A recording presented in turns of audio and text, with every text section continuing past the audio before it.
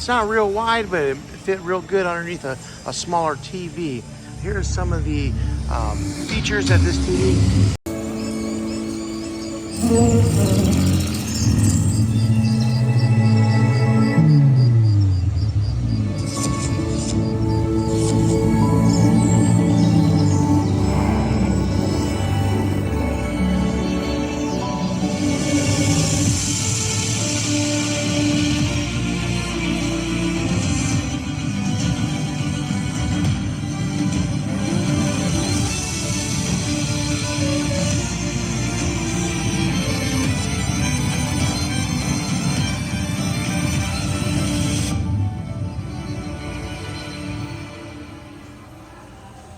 All right, that's a little bit of a sound sample of theater sound.